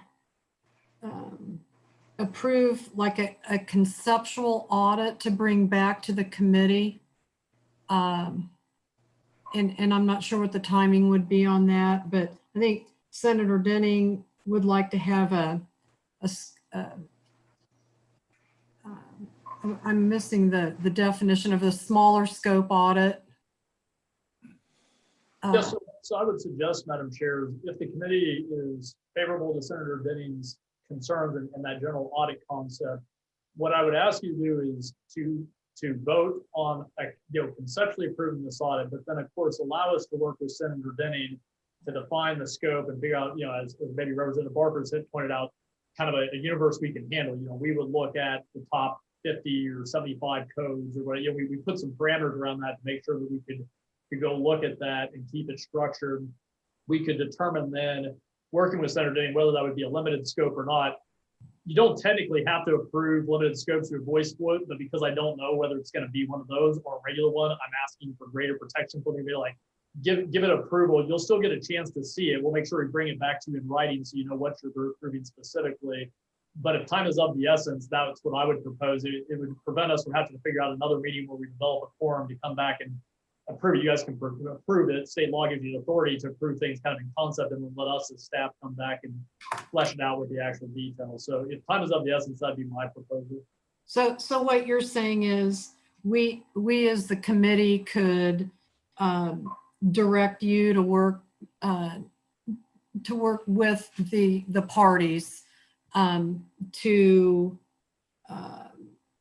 provide a conceptual framework for an audit. Yeah, and I think Senator Denning's provided enough of the general background. That concept is fairly fleshed out. We can go in looking at these specific codes to determine whether they are applied correctly, right? So we just have to define that a little further, but you already have kind of the general idea of the audit behind it. We just need to hammer out the details and give a little time to work with the senator to make sure we understand exactly what that looks like and how much work we think that would take. But then my plan would be, even though the audit would technically be approved, before we went and took any action on it, started working on it, like we've done in the past on some of these audits we modified, we'd send out the committee, the proposal and say, here's what we've come up with. Please give us any feedback. If we ran into significant concerns, we could always ask for another vote down the road. But assuming there was none and there was general consensus, which is often the case, I think, in these situations, then you would be good. So that'd be my proposal. So are there any other questions from the committee then on what this is about? Madam Chair, Yes. a question for Justin. Yes, sir. Justin? Justin? Justin? Yes, Well, I'm assuming this is, sorry. Go ahead. Justin, this is going to take more than 100-hour audit, correct? Well, So this would be, yeah, and I know that and I know that the chair has the discretion of making it a 200-hour audit. I don't want to do that to you. But that's within the rules. They can authorize 100, but the chair can add additional hours. Mm-hmm. Is it, and the reason I asked about a short-term audit, it could be done, if it could be done quickly, or should it wait until we file our audit request in April? And that's a question for Justin. Yeah, the analysis itself could be simple, the way that Senator Daines described it. We knew what codes we were looking for, and that was the universe. The problem I'm guessing we will always have on an audit this size is we're dealing with Medicaid data, and that can be very difficult to procure. So what I suppose that what we could do is if you all wanted to still approve it conceptually, but say, look, let us work with Senator Denning. We'll have to figure out what the size is. If it's very small, then we just send you the language and the content. If it's large, then we'd ask you two questions, which is the content okay? And then where would you like to schedule it? Because I get your point. It could be large, or of course, the committee can direct us to work with Senator Denning to come with a proposal through the normal course. I can't give you, Representative Barker, a definitive answer to how long it would take without having some time to sit down with Senator Denning. I think it's probably not going to fall within, it may not fall within the 100-hour. We may be able to work up something with Senator Denning that keeps it still pretty tight, depending on exactly what procedures we think are necessary to satisfy his concerns. So it may be, it could be as small as like a month-long audit with a couple of people, but depending on the complexity, it could get larger. We'll have to work that out with him first. So.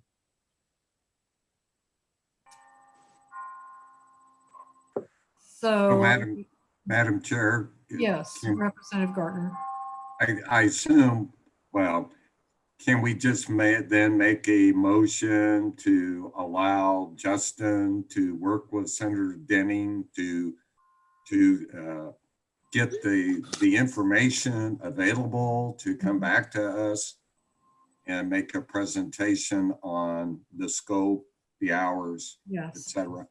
Yes, that's exactly where we need to go. So, So I would so move that we give Justin the authorization to do that. is there a second? Second. Seconded by Representative Barker. All those in favor say aye. Aye. Any opposed? Seeing none, motion passes. So, Justin, you'll be then working with Senator Denning on this. What do you think a timeline would be anticipated? Would this be something that could be ready to go? I don't know when the next meeting is going to be. What do you need, Justin? Yeah, so since it seems like this is an important issue, we'll work on it ASAP with Senator Denning, and then we will try to put it on the committee agenda for the next meeting, whenever that is. Because we have some additional business items that are coming out of this meeting, which is completely understandable. There's a lot going on. This is virtual, so it's hard.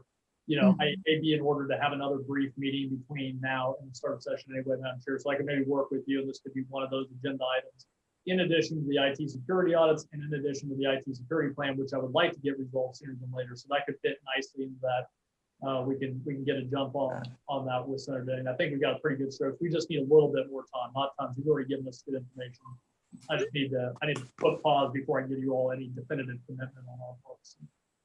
Okay. All right. So Justin, then let's see, are we ready for audit recommendation report, write-off report, and then our meetings? Yeah, so we're on now. So that covers our audit recommendation report. Just want to let the committee know that those have been updated and are up on our website. On the annual write-off report, so this is a very simple report that we provide you. State law requires that we report to the post-audit committee a list of debts that have been written off by the state in the previous year. So we collect that list from the Department of Administration each year, and we send you a summary of it. Here it is. You all may be wondering why this information is important or relevant to you all. I don't think it is super relevant now that we are no longer in the financial audit business. So you'll recall this is still a reporting requirement that is associated with our past work of being in the financial audit business. We are no longer. So this is actually one of the requirements that we have in that bill that you all have endorsed that I'll be bringing to the legislature this year to say, stop making me report to the post-audit committee this information because we don't think it's value added to this committee. It's still a report that DOA compiled, and they financial auditors probably are going to look at this in detail. They want to know all about the accounts receivables that the state is writing off. It's just not something we're doing. So, but as we often preach to state agencies, I'm going to follow the law while the law is in effect. I hope to change this process by actually getting it changed in state law. So whether or not you get much utility out of this report, it is my statutory duty to report it to you. So here it is. If you have any questions about the underlying data, we're happy to work with the agencies. But often the universities, these are student debts that they acquire with colleges that are not going to be paid back. So maybe a student that dropped out or has some long-term debt associated, not necessarily student loans, but other circumstances, parking fees, rental fees, housing fees, some of those type of things. So there's a lot of reasons state agencies write off debts. But this is the list. Madam Chair, happy to answer any question on that if committee members have them. Are there any questions about the annual write-off report? Seeing none. Justin?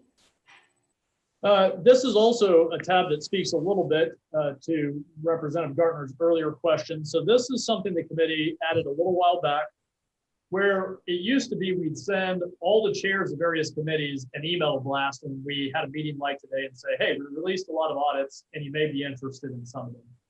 We didn't feel like that was going far enough. We felt like that you all get a million emails a day, and I'm sure another email from post audit is not saying, hey, we released a bunch of reports that we want you to go read, is not super great. So the committee supported this idea that we would set up meetings with the committee chairs in person to give them a briefing about the actual reports that we think are relevant. So instead of just notifying, I think we mentioned on the price verification audit, the agriculture committee and say, hey, there's an audit out here. We're gonna go meet with the chair, the vice chair, and the ranking minority member and say, here's the things we want you to know about this audit in person. At least that was the plan pre-COVID. I assume we'll probably have something similar post-COVID. That was the idea. We'd actually go and meet with them. So this is the list. We did that last year. I think it went pretty well. I think it did a better job of connecting our work to the powerful committees and committee chairs, and a lot more audit presentations came as a result. I think then the chairs and the vice chairs and the rankings knew what was going on. We weren't hitting them cold. So I think there's a few tweaks we're going to try to make it a little more effective. But here's the list then of the committees we plan to meet with. And my only question to committee members is there any committees that you think I'm missing relative to the reports that you heard today? So this covers not only reports you heard today, but pretty much for the past year. So as you look over that list, either now or later, if you think I've missed something, please let me know. We intend to kick this process off early in the session and start arranging these meetings with these chairs to try to connect, give them quick briefings on the results of all. Mm-hmm. So happy to answer any questions or take any suggestions. It looks like Representative Burrows has a comment. And Justin, if I may, and Madam Chair, we talked about the budget committees and we give up just specified committees. I might suggest that we even give them to the budget subcommittees. I believe the budget subcommittees will have a chance. They're a smaller group. They really drill down on some of these budgets ahead of time, and that can prepare any work that needs to be done before it goes to either Senate Ways and Means or House Appropriations. That way, we can, as I stated, if any questions come forward, Justin, we're there to help you by putting it through a budget subcommittee. Yeah, great question. Great comment, Representative Burrows. Just so the committee is aware, I do each year present a summary of all of our work to House Appropriations, Senate Ways and Means at large. So not the subcommittees, but the general committees. That's a very high level overview. It doesn't go into much detail, it's just kind of a big picture. You'll notice we have also here put several specific budget committees where we think those results would connect. Representative Burrows, in light of that, because we know you have some subject matter expertise. If you think that we need to present all reports to all budget committees, you could let me know. We could modify maybe our approach that way. Right now, we've tried to target those budget subcommittees on the House Appropriations side. Senate Ways and Means we typically don't, just because they're much smaller bodies. They're 2 or 3 members typically. So once we present it to Senate Ways and Means as a whole. So certainly I agree. We do need often a lot. That's where a lot of you have the power of the person in the budget committees, where you all can hold them accountable for how you want them to respond. So I appreciate that. I'll look at that. If you see something you think we're missing, Representative Burrows, let me know. Or if you think you'd like a broader thing, just let me know, and I'll be in communication with you on that. But I appreciate the thought. Okay, moving along. Anything else on that? Hearing none. How about consent calendar, Justin? Thank you, Madam Chair. So you'll receive the copy of the consent calendar memo previously. A few items here. We have the draft minutes for the committee's September 2nd meeting. We have, of course, the acceptance of all the performance audits that were released today. By accepting them, they just simply mean work is done here, right? Just closing the project and saying we've completed the work. It doesn't mean you necessarily agree with everything in the reports. And then, of course, we do have an approval of a limited scope audit. So this is a limited scope request from Senator Hensley, having us look into the Department of Commerce's control for conflict of interest, recognizing that they handle a lot of different business transactions and just looking at how they kind of mitigate the risks associated with giving out a lot of those type of awards when they may know people in the industry, those type of things. The chair has preliminarily approved that. So that would be, so long as there's not an objection, just by virtue of having a forum today, that would be approved. And then the final piece is the K-role designation. So we have the Kansas Government Operation Accountability Law. That's kind of an older piece of legislation, but the general intent is that we should be focused on making sure that government is efficient and cost effective. a provision of KGOL is that you as the post audit committee identify audits that you think we've done that fit some general definitions of that. We do that as your staff, and so here's our suggestion. You don't have to accept it, but it's more, you do well more than this. So we picked the 4 that we think best fit this. I think the committee is doing a lot of work almost at all times in many of their audits to address cost savings and efficiencies and all these things. So we as staff have suggested these 4 as those we think best fit the intent of KGOL. All of these items, as usual, Madam Chair, without objection, would be approved. If someone wanted to abstain from the minutes, of course, that is an option for committee rule if they were not present. Otherwise, barring an objection, all these will be considered approved. Was there any motion to object to any of the consent calendar items? Okay, they're approved automatically then. Thank you, Justin. All right, additional business, State Fair audit and departing committee members. So Justin? Thank you, Madam Chair. So I recently was contacted by former Senator Ed Berger, who many of you know is now acting or the executive director of the county fair. He is, I think, the 3rd executive director in as many months. I don't know if that's exactly true, but it's close. There's been a lot of turnover there. You know, Mr. Robinson left his post earlier in the year, citing concerns of just the financial condition of the State Fair, which has been hit obviously by COVID. So he just let me know. He said, we're maybe like the school districts. We're under great duress over here. Right? We're on furlough. We didn't have a State Fair this year. We're financially crunched. It may be tricky for us to accommodate a big post audit looking into kind of, how we work. And remember, part of the audit is looking for ideas of how other states fund their State Fair and some of that general stuff. But part of it's also looking at their structures for financial controls and things like that.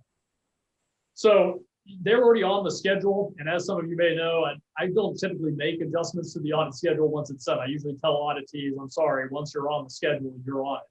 But they're on in March, which is really close to that April meeting. So they just basically have a toehold in our schedule. And if I push that back a month, then by committee rule, because I wanted to started it before the spring meeting, it will get added back to the hopper for your all's consideration. So what I told Mr. Berger, I said, I'm sensitive to what you're saying here. I know there's very unusual circumstances. I'll come to the committee and ask if I have their support for simply bumping this in our schedule till late April. If it's take it off my schedule, it will get pulled off by committee rules, and then you all would reconsider it as one of those other requests. That's one option. The other option is I just simply keep them on the schedule and accommodate them to my best of ability. I told him that may also be the outcome. I was like, I don't make a lot of modifications to this. Typically speaking, I wouldn't. I just tell sorry, once the committee's approved an audit, they've approved it and we're going. And I can tell Mr. Brewer that too, and he's prepared for that. These are, again, kind of like the school districts. I felt like this is a pretty unprecedented situation, so I wanted to give the committee a chance to weigh in. So, I don't need a motion on this. I'm just looking for guidance.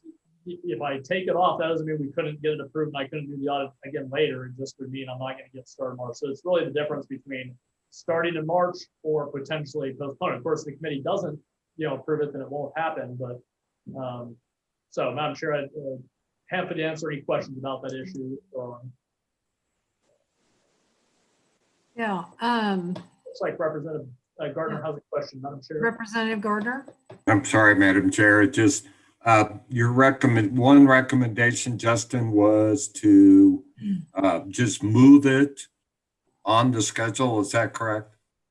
Well, by moving it, essentially, if I move it past the April date, then it's effectively what committee rule says is anything I haven't started before each spring meeting. So if they got approved the last meeting and haven't got started before the next one, will automatically be rescinded. And so if I don't keep them on the schedule, that's what's going to happen automatically. So I probably phrased that poorly, Representative. I apologize. Essentially, what I'm asking is, do you all want me to proceed in March, or do you want me to have you reconsider this in April? That's the real question. Okay, Madam Chair, I think I would suggest that we reconsider. I think the audit is important.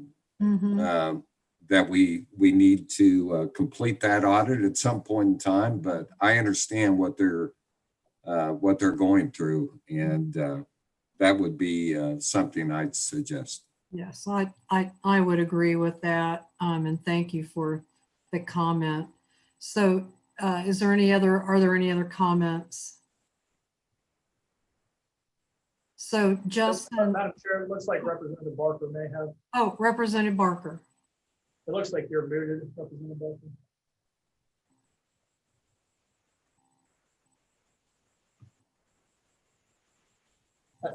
Representative Barker, we can't hear you. Oh, he may not be talking. I thought he was.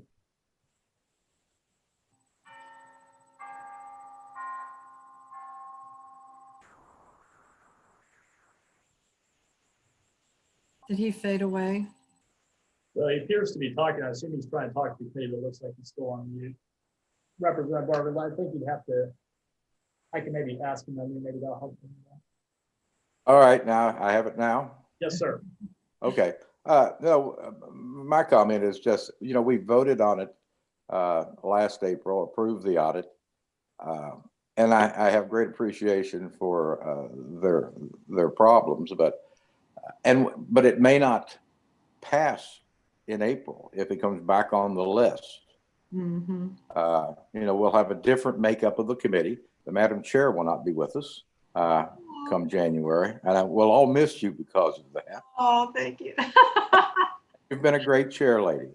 But so my thoughts are, if the committee would agree that we will approve it again if we need to, but they've made some preparation. They knew it was coming. Of course, it's been an unusual year, but if we started in March, then we would not need to put it back into the hopper and vote on it again. And next time it may not pass. I don't know that, but we will have a different makeup of the committee and have new members that may not be familiar with this audit at all. So I guess that's my concern. But with that, we can still advocate for it in April, should we want to delay it until the 1st of April, where it goes back in the hopper. But it just seems to me that we're doing our work again. We've already approved it. It should go forward. And if we approve it in April, does that mean we don't start it until next January or February, prior to next April, and then we kick it down the road again? So those are my comments, and I will go with the will of the committee. But my thoughts are, we can start it. We don't have to have it completed. I know they would like to wait another year, and of course they may want it not to pass next time. Nobody really wants to be audited. So those are the comments that I have. I'm of the opinion that we keep it on, start it in March, and let it proceed as we had anticipated, instead of putting it back in the hopper and then debating whether it's a priority or not a priority when we pick our 5 or 6 audits in April. Thank you, Madam Chair. Yeah, those are excellent comments. I had that fear too.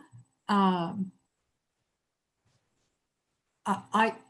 obviously the state fair is extremely important for the state for a variety of reasons, and I would hate for it not to get approved.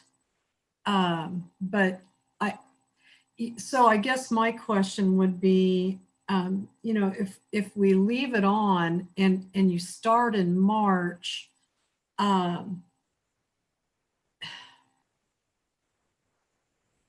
is that something that, when you start an audit, I've never, I don't know how you work through an organization, how long that takes, how long your audits would take, if there's a way to utilize that time, because we have our foot in the door. Maybe the audit takes a little bit longer because of COVID, but it's on the schedule. Does that make sense what I'm trying to say? So we start and we work with what we have at the time. Justin, can you comment on that? Yes, Madam Chair. So here would be my proposal, and I think I want to concede 2 things. Representative Barker is correct. The committee has already taken action. So you all have done your business. You've authorized this audit. Mhm. I am very reluctant to get in the way of that, which is why I brought this. I wasn't going to kick this down the road and trigger a rule mechanism to get rid of it. I'm very sensitive to the fact you all approve that.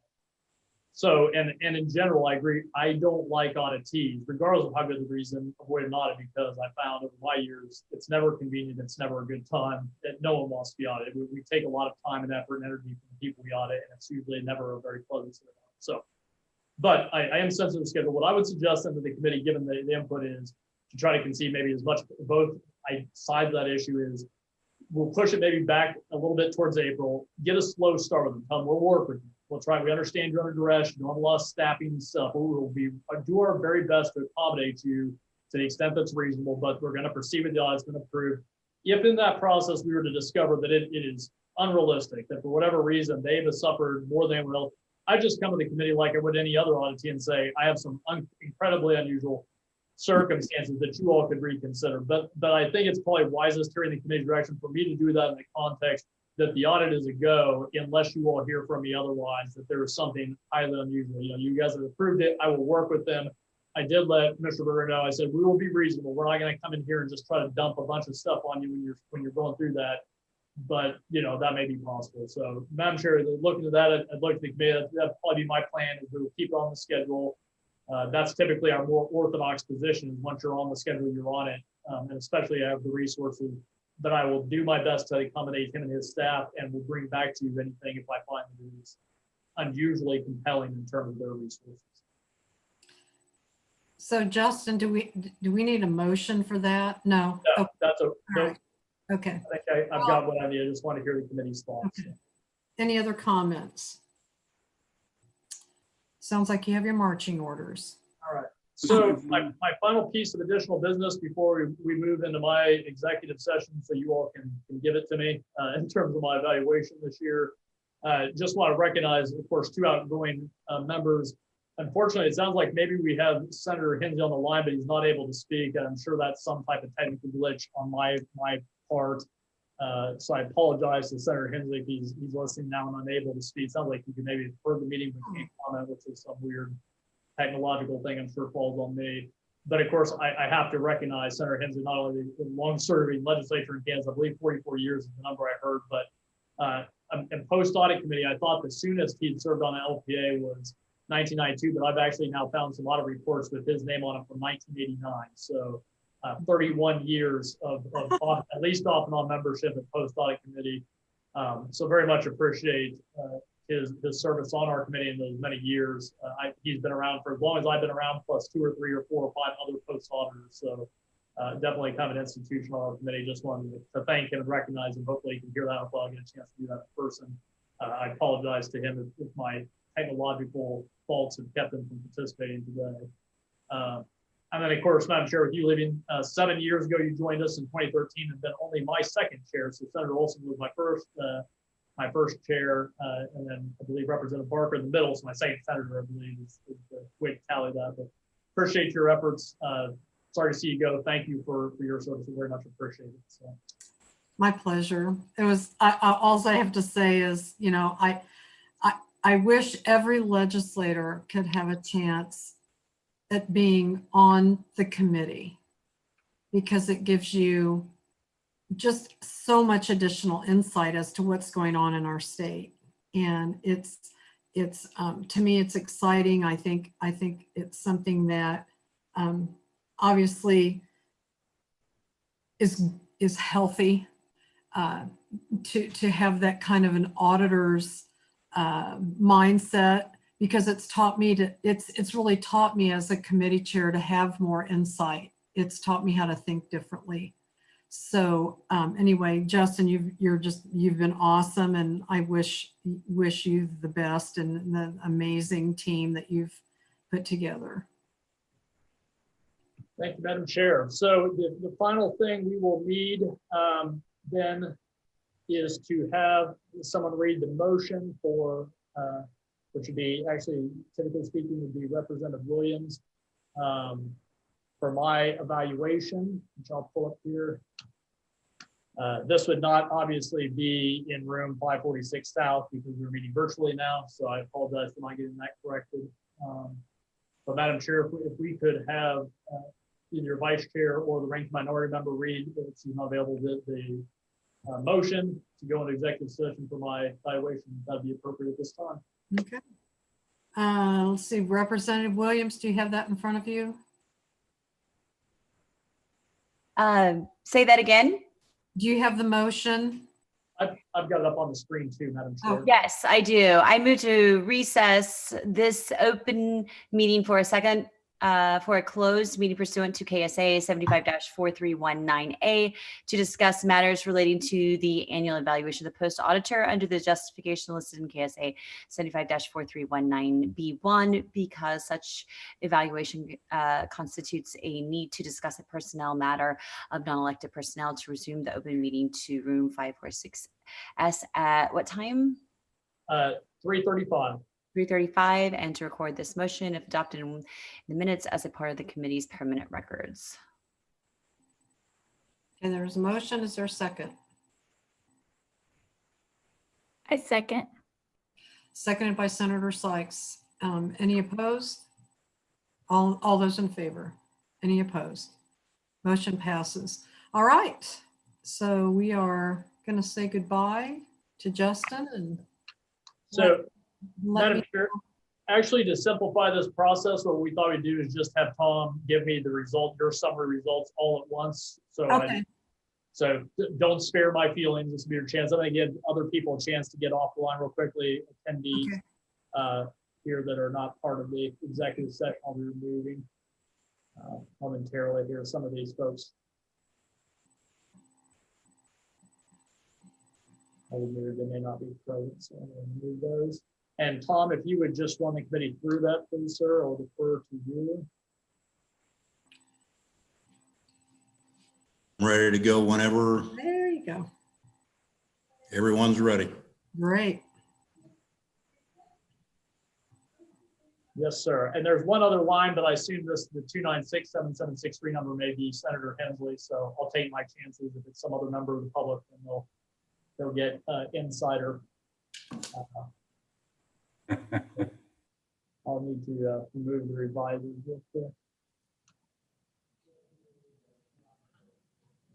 All right, Tom, go ahead, please, sir.